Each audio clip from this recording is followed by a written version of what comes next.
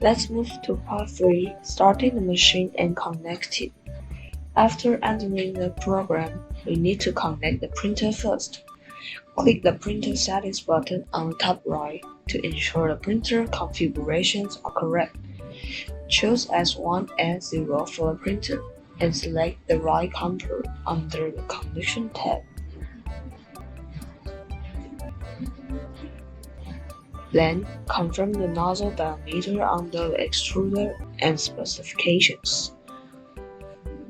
If you make any changes, click OK afterward. After completing this setting, click the Connect button on the top left. The button will turn green and the connection log message will appear in the history record field if the connection is successful. Then, you can load an STL file or even a G-code that was sliced previously. And if you want, you can change the language setting. Here's the most important thing, the emergency stop. Once anything bad happens with the machine, please click the button immediately. Here you can find the model you want to print.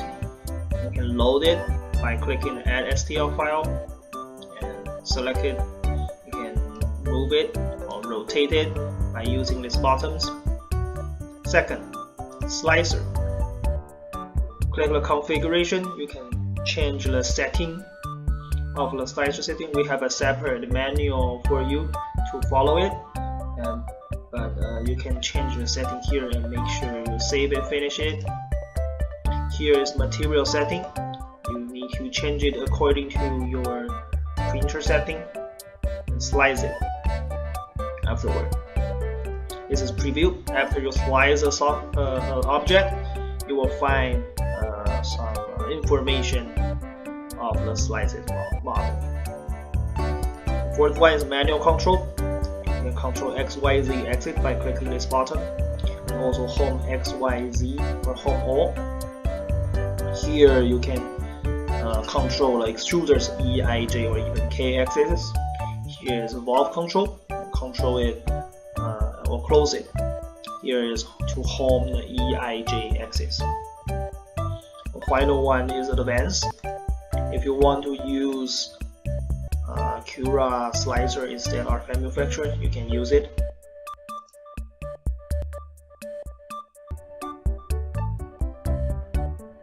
And then finally, if you finish all the setting, here is the stop button to start the printing, and we will go through it afterward. This part is to check motors and sensors. We first go to manual control. We can see there is a G-code input text field at the top of this page. Enter M119 in G-code input text field to check the status of sensors for each axis. You can see the result down below in the log block.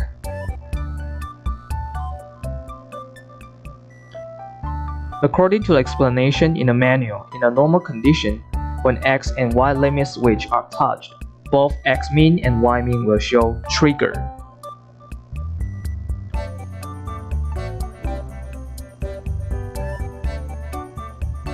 The LED will show green light as well. It shows open if the limit switch is not touched. Meanwhile, LED will not light. We can quickly check the current status of sensors based on the results showing in the log. Next, we can move the nozzle to see if it is corresponding to the results showing in the log.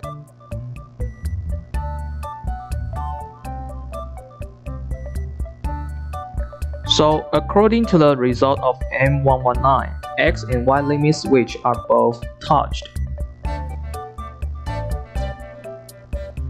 It will show trigger. It will show trigger and you can see the green light. Therefore, you can see the corresponding result on the printer.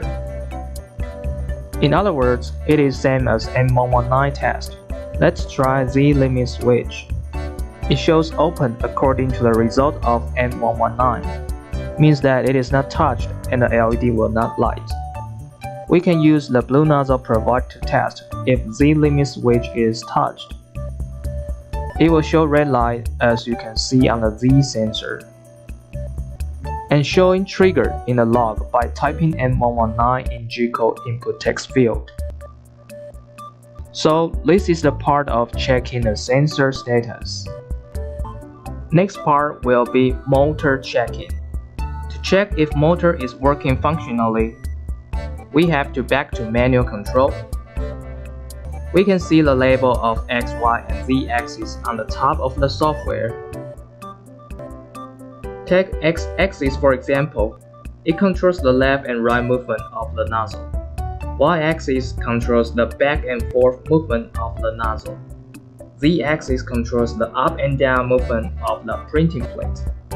We can have the simple test for today. It will be positive value in right of X direction, and we'll try clicking plus 50. As we can see, the nozzle will move 50 mm in the right direction. Let's try Y motor. Click plus 50 in Y direction. And the nozzle is moving forward 50 mm as well. Therefore, we can ensure that both X and Y motors are working.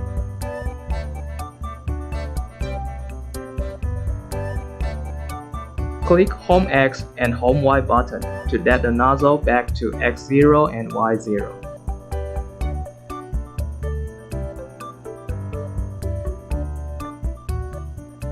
We can use the same method to test each axis motor is working or not.